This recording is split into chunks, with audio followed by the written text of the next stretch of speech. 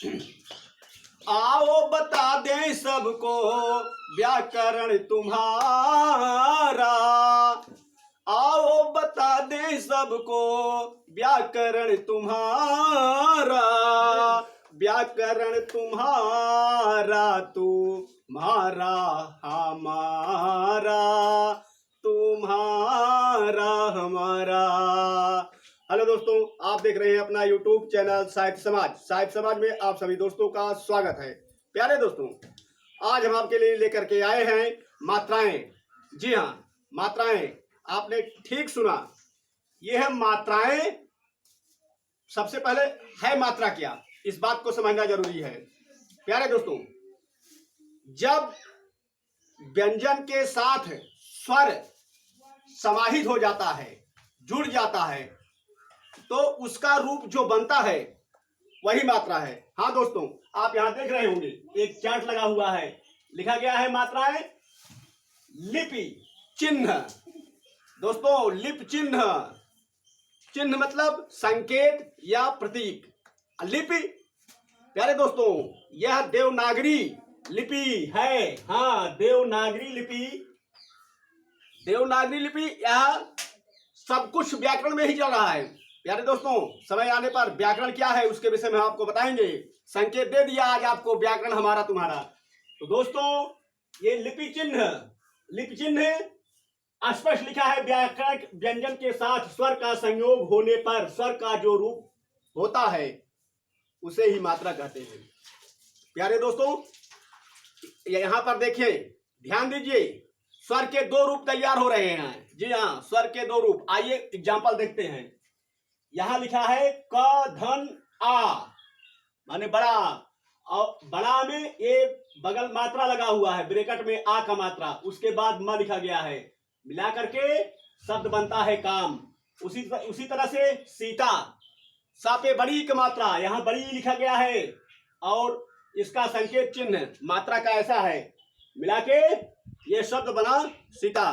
प्यारे दोस्तों, व्यंजन में भी ऐसा ही है। पहले स्वर, स्वर के दो रूप। पहला वर्ण रूप, जिसको वर्ण माने स्वर वर्ण कहते हैं।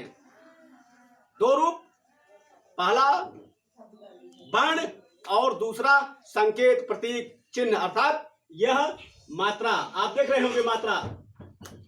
इसी तरह से व्यंजन में दो रूप कौन कौन से? व्यंजन में जैसे क हलंत लगा है और का बिना हलंत का है। जिसमें हलंत लगा है वो स्वर रहित है। जी हाँ, उसमें स्वर नहीं है। और जो अस्पष्ट बिना हलंत का है वो स्वर सहित है। अतः हम कह सकते हैं कि व्यंजन भी दो प्रकार के होते हैं, एक स्वर रहित और दूसरा स्वर रहित। प्यारे दोस्तों, आगे बढ़ते हैं। देखिए, यहां पर स्वर लिखे गए हैं, आ से लेकर के अव तक, और उनके संकेत चिन्ह नीचे लिखा गया है, स्पष्ट आपको दिखाई दे रहा है। हाँ दोस्तों, ध्यान रखने की बात यह है कि यह स्वर वर्ण का दूसरा रूप मात्रा कहलाता है और दूसरा रूप अस्पष्ट दिखाई दे रहा है।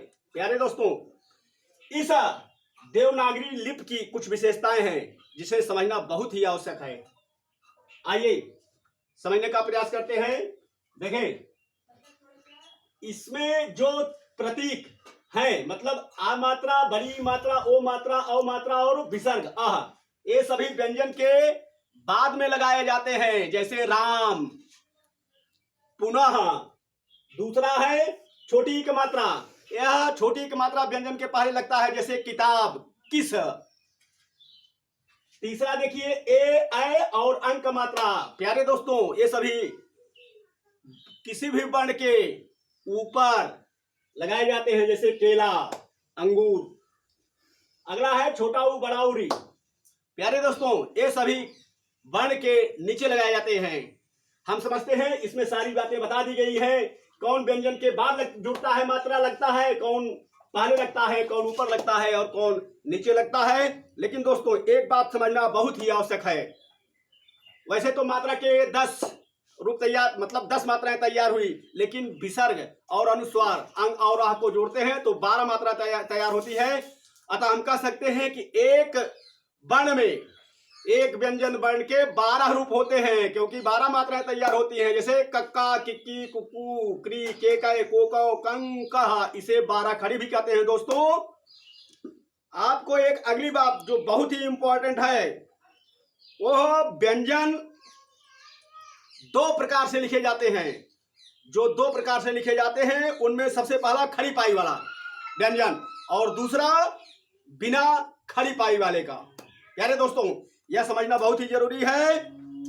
आप अंग, छ, ट, ठ, ड, ढ, द, र, ये सभी बिना खड़ी पाई वाले वर्ण हैं। से सभी खड़ी पाई वाले वर्ण होते हैं और सामान्यतः सभी वर्णों के सिरे पर एक एक आड़ी रेखा होती है, किंतु ध, भ और झ में यह आड़ी रेखाएं कुछ तोड़ दी गई हैं। प्यारे दोस्तों, यह जानना बहुत जरूरी है।